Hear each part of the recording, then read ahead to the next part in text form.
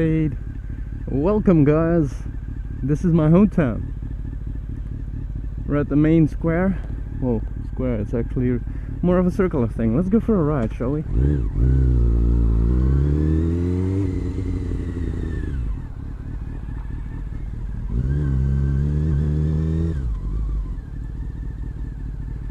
Wow, cops immediately. How long has this video been going on? 20 seconds? 20 seconds and I stumble upon cops. That's nice. They're going left. Let's go straight ahead then. I was gonna go left. Whatever. Yeah, so I moved here. My hometown. I finally took the step of moving out of my dad's house and decided to go live with my mother again.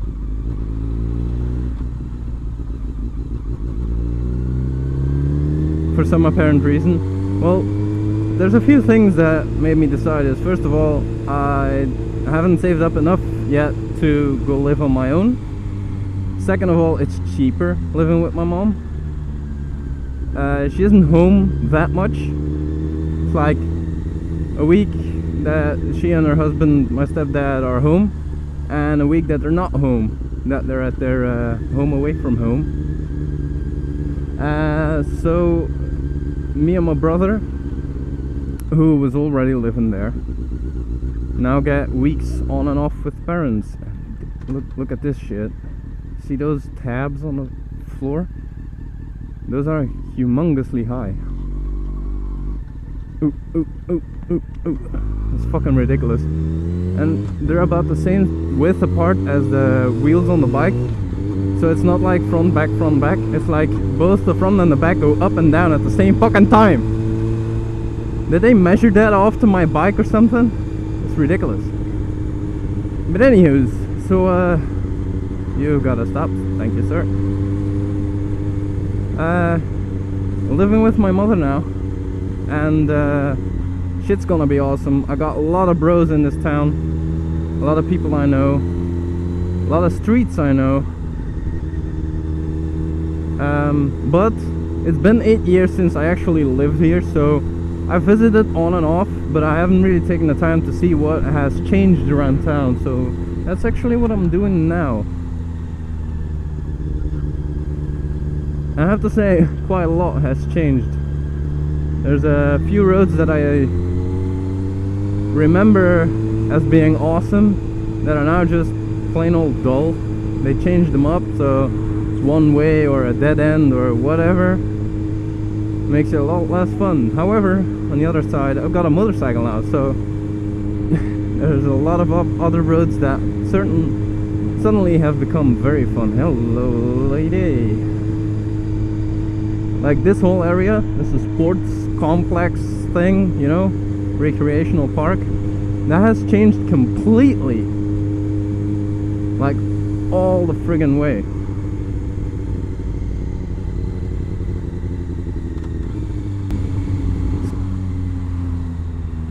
The last part of this week, so tomorrow I am leaving. I'm gonna rejoin my mother, my mum, at our home away from home. It's quite a long drive. It's not immensely long, but I think it's about what, good 2-3 hours maybe.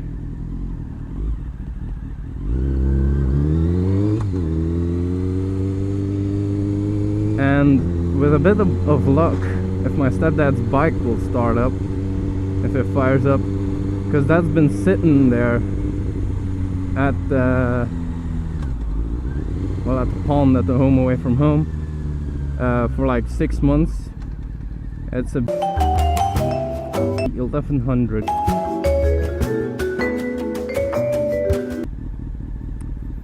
And he promised me that if I could fire it up, I could take it for a spin, so I might be able to do a vlog on that bike. So that would be nice, right? Having something a little different than the CVR between my legs. Not that I don't like this, but you know, a little change every now and then doesn't matter. It doesn't hurt. Doesn't hurt.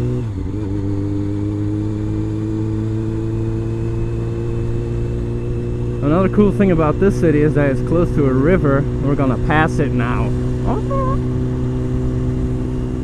I passed this river a couple of times in my previous vlogs, but never on this bridge, I think. Some bridges down the ways. Cool, right? Left and right. So yeah, that's my hometown. Pretty cool, right? Got the church there.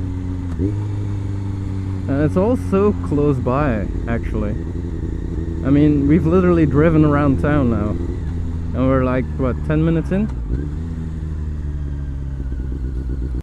98 motherfuckers.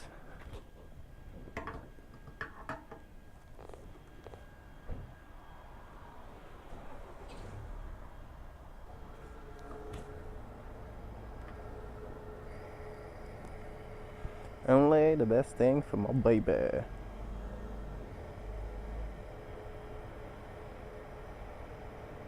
I know people sit on the bike and put it upright to get more in. I say fuck you. I'm not gonna go all stupid. That's more than enough. How much we got? 11.6 liters, 20 euros. Full tank of gas, 20 euros. Amazing. On the car it's like 60 or 70 euros. How much is that? €1.67 per liter of fuel. That's actually not too bad. Let's go ride.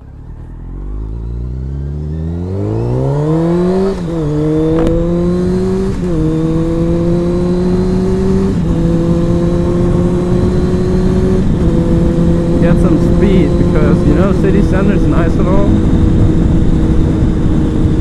It's a small city center, so the cool thing about that is that you can get out of it pretty quickly and get down to the countryside.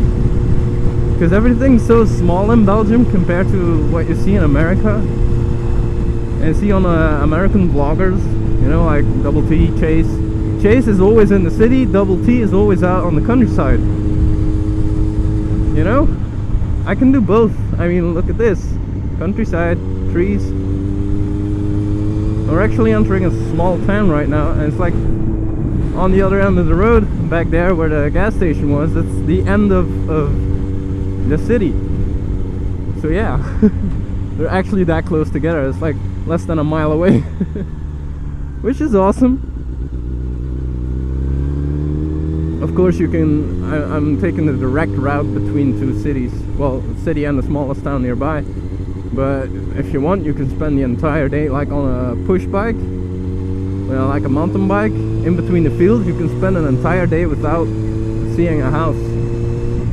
Basically, it's amazing.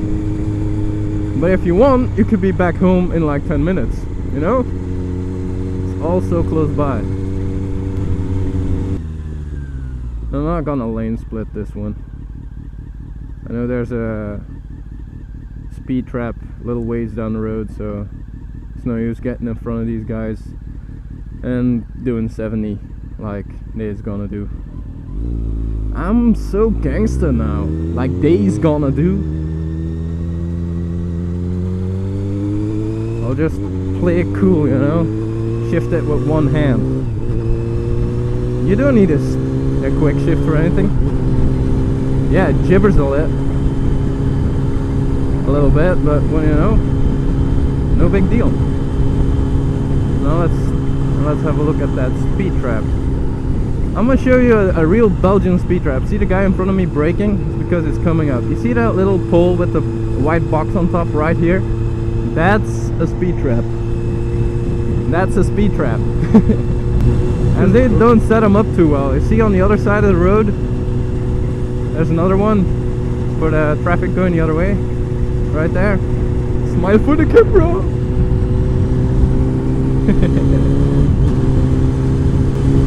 And you know what? Let's visit. There's been a train wreck. Really like a biohazard. It felt kind of post-apocalyptic, actually, to be honest. Let's go have a little sightseeing of where that actually happened. See, down here in this gutter is the train tracks. And if we go along this route all the way, all the friggin' way, I'm not sure if we'll be able to see it, but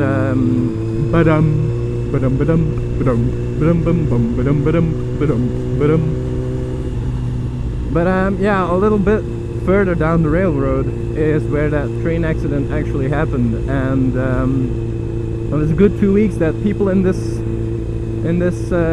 area couldn't be in their homes. They were supposed to vacate the area, or like what do you call that? Leave. They had to leave. You know, 2 weeks. That's a long time.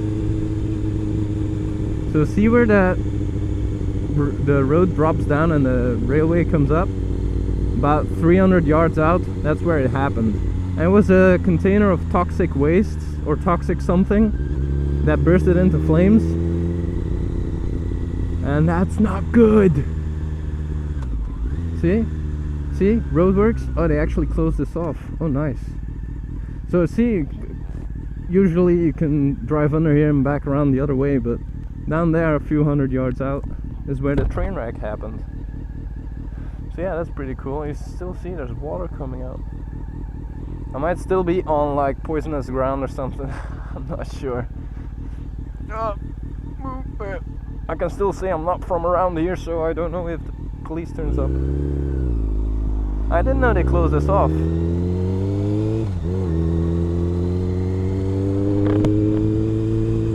Alright, whatever. Great. So let's, yeah, other ways you come up on the other side of the railroad.